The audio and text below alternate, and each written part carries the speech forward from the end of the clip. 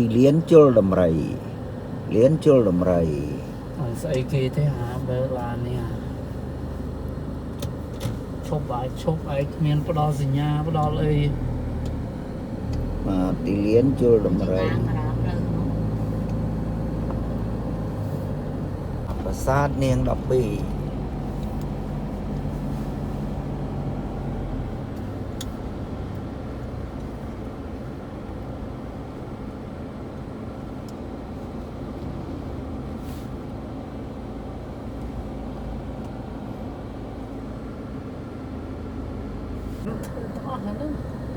ទីលៀនជលដំរីទីលៀនជលដំរីទីលៀនជលដំរីហ្នឹងអូនដើរទៅប្រាសាទបាពួននោះបាពួននោះប្រាសាទបាពួនបើពួនមិនបានបាទបាយ័នប្រាសាទបាយ័នយើងហៅអង្គរធំបាទបាយ័នអង្គរធំបាទប្រាសាទអង្គរធំអង្គរធំ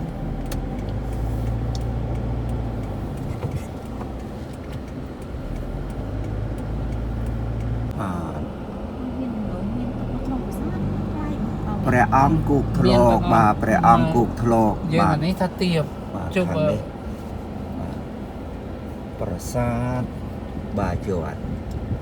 ជុំអង្គរតូចមានដែរមានកន្លែងតារានៅរឹងជ្រុងដីសាមដូចតែគ្នាអត់ដឹងទេដឹងតែនេះមកដល់ខ្លោងទ្វារស្ពានទន្លេអ៊ុំខ្លោងទ្វារស្ពានទន្លេអ៊ុំ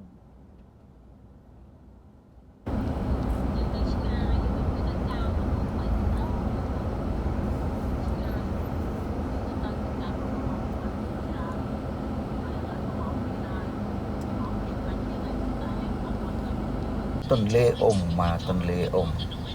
បាទទន្លេអ៊ុំបាទ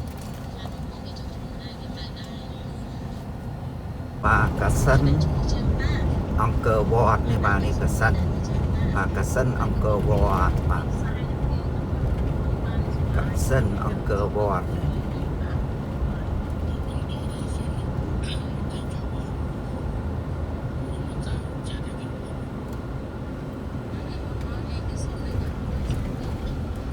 ខ្លោងទ្វារចូលទៅអង្គរវត្តបាទខ្លោងទ្វារចូលទៅអង្គរវត្តផ្លូវចូលទៅអង្គរវត្តបាទ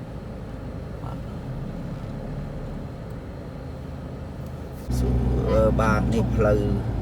បាទជុំវិញកាសិនបាទស្អាតបាទជុំវិញកាសិនអង្គរវត្តបាទអង្គរវត្តបាទ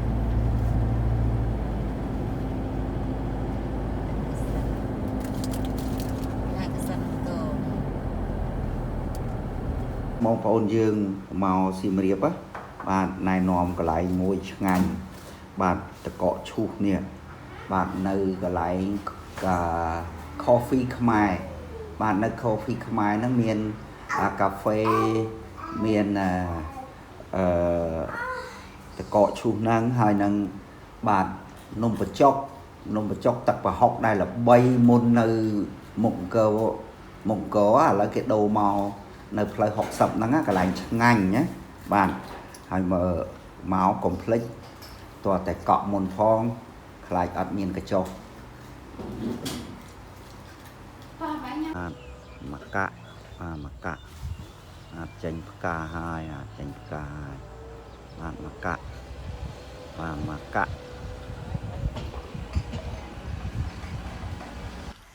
ាទឥឡូវយើងបានមកដល់បាទទីលានជលដំរីម្ដងទៀតហើយចឹងបងប្អូនយើងដើរកំសាន្តនៅប្រទេសកម្ពុជាយើងជាការដើរកំសាន្តបែបទេសចរប្រវត្តិសាស្ត្របាទព្រោះនៅប្រទេសកម្ពុជាយើងមានប្រាសាទជាច្រើនដូចជាបាទកន្លែងនេះយើងកំពុងតែដើរនេះគឺទីលានជលដំរីបាទមានប្រាសាទនាង12បាទហើយមានប្រាសាទបាពួនបាទប្រាសាទបាពួននៅម្ដុំហ្នឹងបាទយើងឆ្លងផុតបន្តិចមកយើងឆ្លងមកដល់បាទ ប្រាសាទបាយ័នឬក៏យើងហៅថាអង្គរធំបាទអញ្ចឹងនៅជុំវិញប្រាសាទបាយ័នឬក៏អង្គរធំហ្នឹងបាទមានព្រះអង្គបាទមានព្រះអង្គងោកណាព្រះអង្គគោកធ្លកហើយមានវត្ត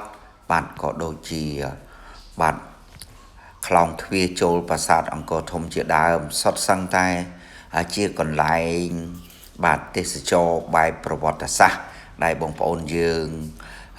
ក៏ដូចជាភ្ញៀវបរទេសតែងតែមកកំសាន្តនៅបាទសៀមរាបនេះចូលចិត្ត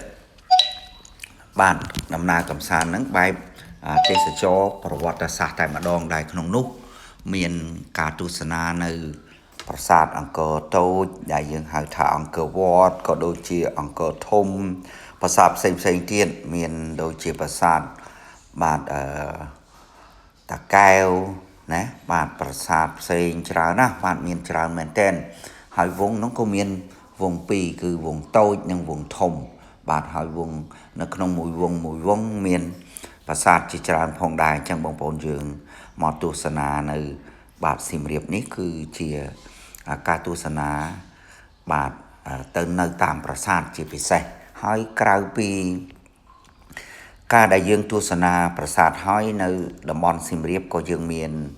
បាទកន្លែងកំសាន្តផ្សេងទៀតដូចជានៅបារាយបាទបងប្អូនយើងចូលចិត្តទៅមាត់ទឹកបាទមាត់ដុតនៅបារាយជាដើមណាបាទហើយក៏មាននៅស្ពានអង្គរបាទហើយឥឡូវហ្នឹងគេមានកែច្នៃទៅជាសួនបាទសួនផ្កាសួនអីច្រើនដើម្បីថតហើយក៏មាននៅបងប្អូនយើងមិនខកខានដែរនៅពេលដែលទៅសៀមរាបហ្នឹងគឺបាទភ្នំគូលែនបាទភ្នំគូលែនបាទចូលចិត្តឡើងទៅភ្នំគូលែនបងប្អូនមួយចំនួនក៏ទៅបែបបនផងកំសាន្តផងងូតទឹកជ្រោះបាទនៅភ្នំគូលែនផងដែរអញ្ចឹងទាំងអស់នេះគឺជាតំបន់ទេសចរមួយចំនួននៅបាទខេត្តសៀមរាបយើងក៏ដូចជាបាទនៅប្រទេសកម្ពុជាយើងតែម្ដងហើយជាពិសេសហ្នឹងឥឡូវនេះគឺយើងមានបាទពលានយន្តហោះថ្មីដែលបងប្អូនយើងបាទធ្លាប់បានស្គាល់ខ្លះក៏ដូចជាខ្លះមិនទាន់បានស្គាល់ទេដោយសារពលានហ្នឹងយើងអត់ដែលទាន់បានទៅផងដែរអញ្ចឹងទេទាំងអស់នេះជាបាទការរីកចម្រើននៅប្រទេសកម្ពុជាយើងផងដែរអញ្ចឹងបងប្អូនខ្លះមួយចំនួនដែលទៅអត់ដែលទៅហើយគ្រាន់តែយើងទៅប្លែកមែនទែនបាទជាពិសេសបាទនៅក្នុងឱកាសបុណ្យចូលឆ្នាំខាងមុខនេះជិតដល់ហើយនេះបាទអញ្ចឹងនៅខាងសៀមរាបហ្នឹងមានរៀបចំអង្គរសង្ក្រាន្តបាទហើយឆ្នាំមុនអត់បានមានអង្គរសង្ក្រាន្តទេអញ្ចឹងឆ្នាំនេះមានអង្គរសង្ក្រាន្តទៀតហើយបាទកុំភ្លេចជួបគ្នាអង្គរសង្ក្រាន្ត